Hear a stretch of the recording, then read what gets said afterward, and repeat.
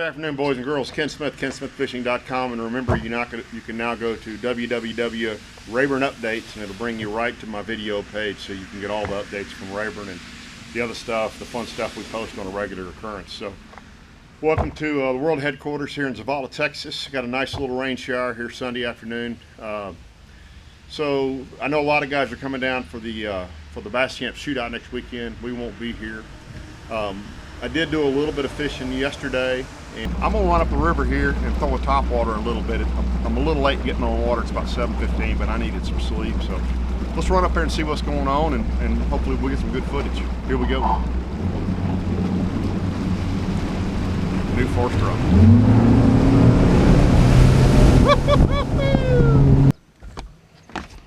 So I started on a row of cypress trees up yonder,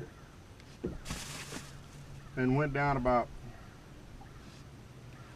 20 of them with the top water, didn't get a bite.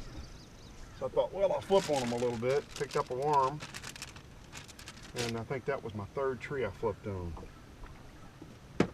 So I think I'll flip a little bit. See if I can find another worm.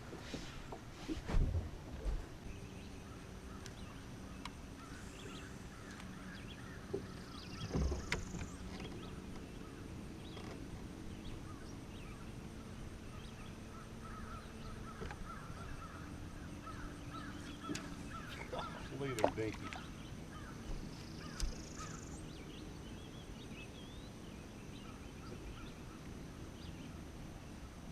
Well, that's back-to-back bites on trees and no fish, which tells me I am fishing for a kitty guy.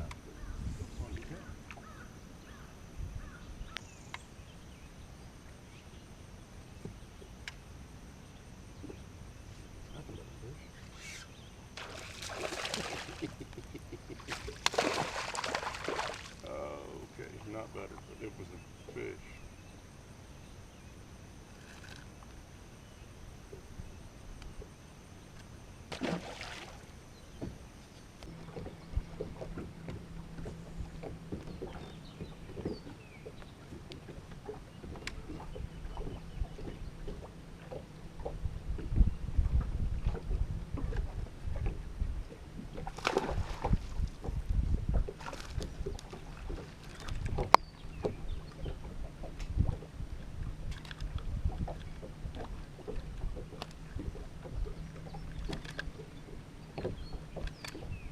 You know, a buddy of mine said the other day, why is it when Kevin Van Dam grabs them, they absolutely get paralyzed, and when I grab them, they try to put a hook in me or a fin in me? Good question. Well, I don't have an answer for it. It's interesting. So I fished all those cypress trees down through there that had no wind on them, and had a few taps and swim offs and caught one little fish. I've made this little point right here. And since I've been flipping them, that's got a little bit of wind on them, I've been getting bit almost every tree. Just that little bit of wind makes all the difference in the world. That's one of those dog days of summer when that wind lays down so bad it's so hard to get bit up here. Anyway, fishing is so much tougher when it's still.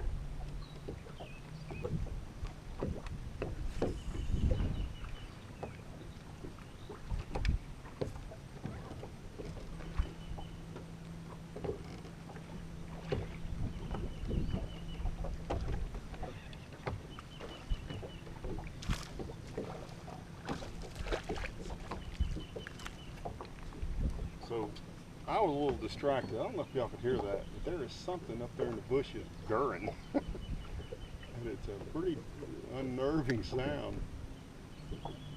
I don't know what it is, but it went, oh. Easily could be a Bigfoot, because this is real squatchy areas, or so I'm told. I mean, it was one of those that kind of sent shivers up my spine. Maybe a gator. They make some pretty funky noises. But there's certainly something up in them little grove of cypress trees that doesn't like me being here. Ooh, man, that creeped me out. So I came up here, and this is my own fault. I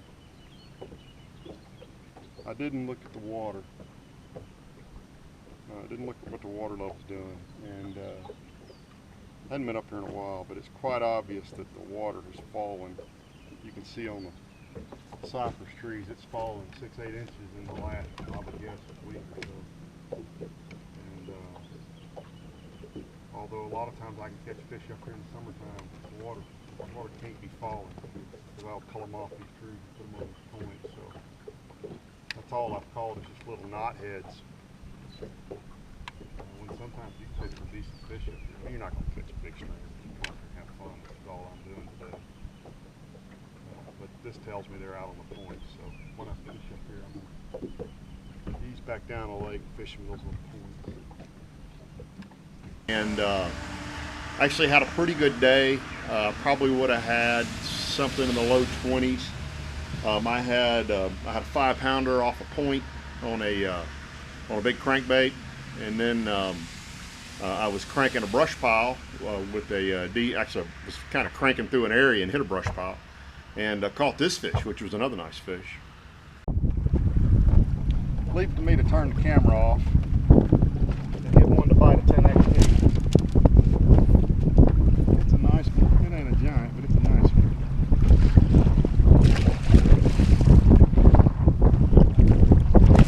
I'm gonna get a handful of hooks if I ain't careful here. There you go.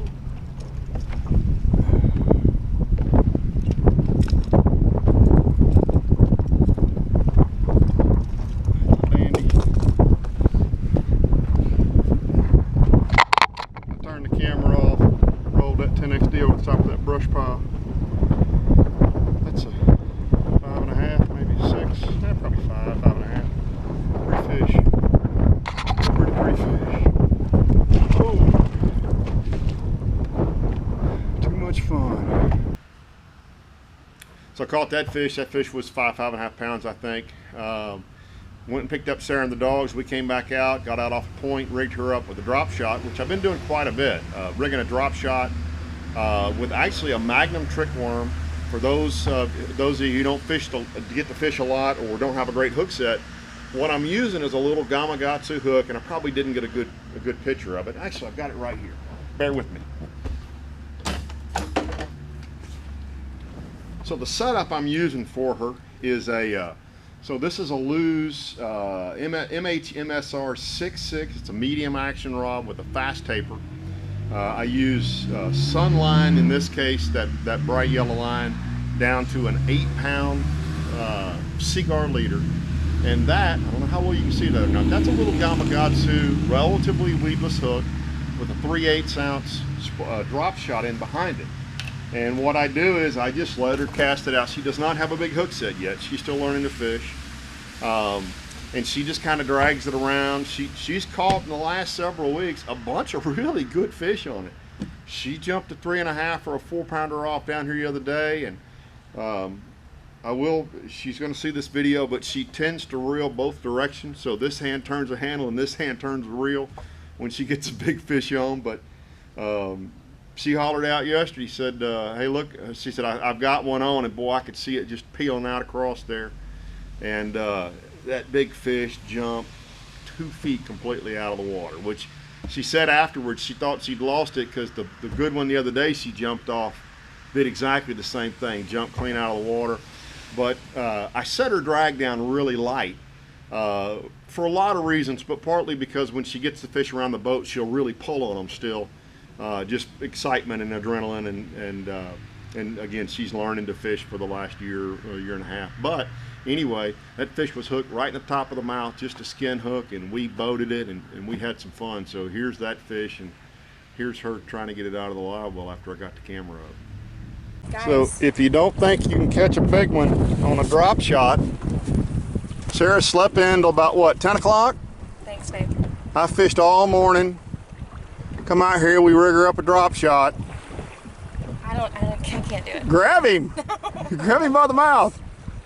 Come on, grab him. He's scary. Oh, I really can't do it.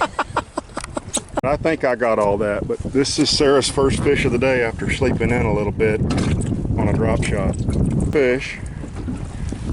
You got him? Grip him tight. I am. All right, that a girl. got my glove. Look at that. We're gonna weigh. She had a 6 something last year. I don't think that's quite 6, but it's a dandy on the drop shot.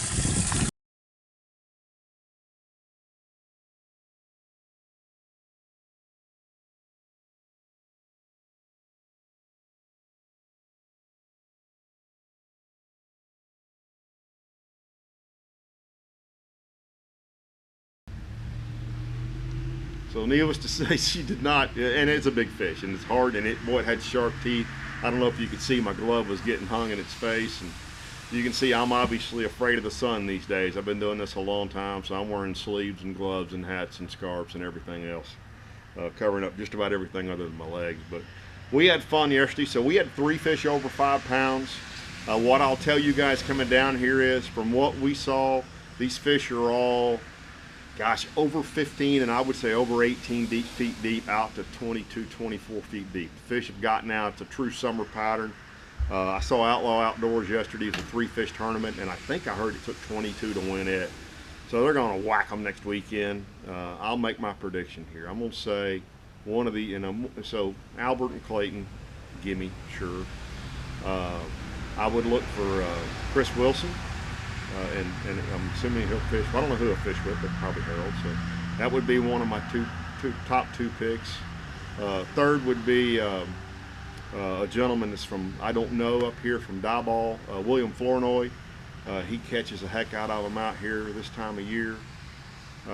Boy, who else would I put in there? If Danny and Brian fish it, you gotta throw them in there. They're good deep water fishermen. I'm not trying to snub anybody, but oh, and I'll tell you, somebody else that's been catching some big fish, if they fish it, is Lee Allen, Brian Schott.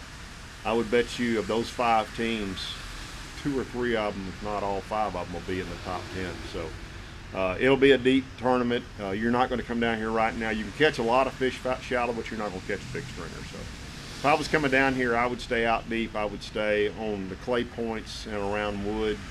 I cannot find any decent deep grass. Now, I did not go down south. There may be some grass down there. We stayed around up here. So that's my report this week. Got a couple fish on camera, and those I haven't shown you, I'll show you right here.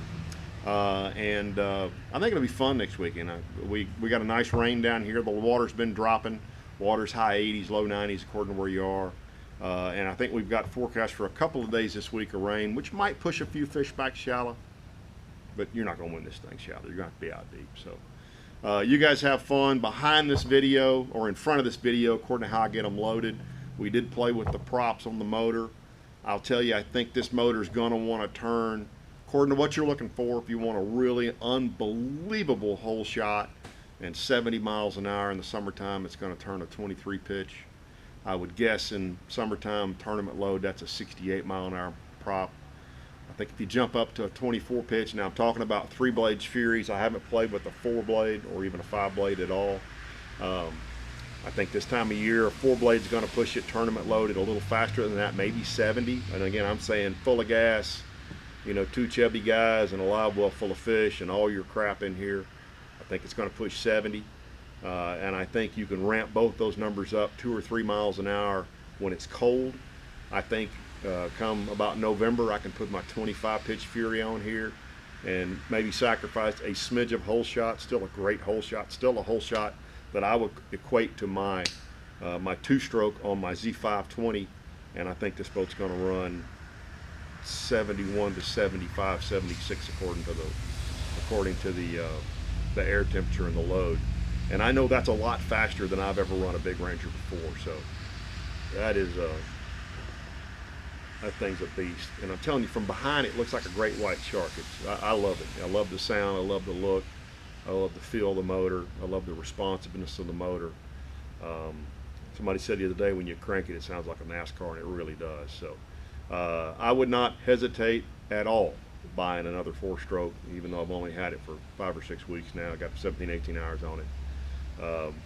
I heard one of the Mercury engineers tell a buddy of mine, he said, yeah, it doesn't really matter if you like the way it looks or not. Once you crank it and put it in gear, you're not going to care. And I'll tell you, I like the way it looks, and he's also right about the performance. So we'll probably keep playing with props, but I think I'll probably wind up running a 23 and a 24, when the air temperature is above probably 60.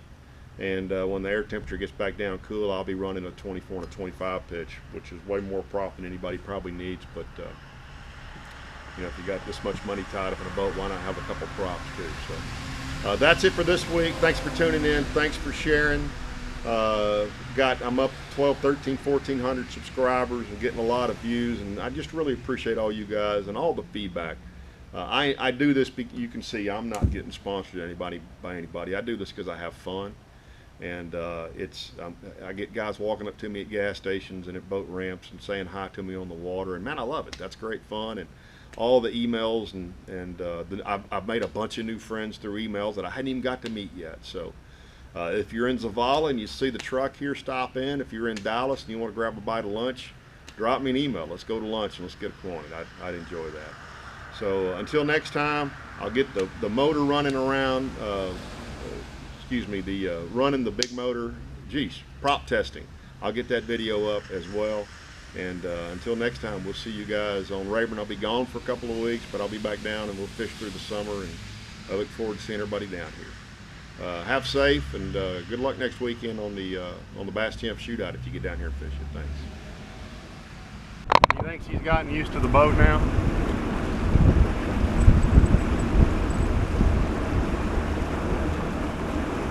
That's two rescue babies who think they've maybe scored a pretty good rescue.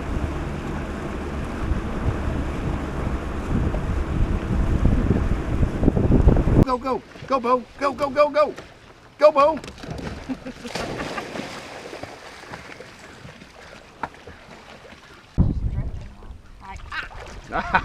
You got blocked. Mama blocked you from scratching her because she's learned. We've all learned.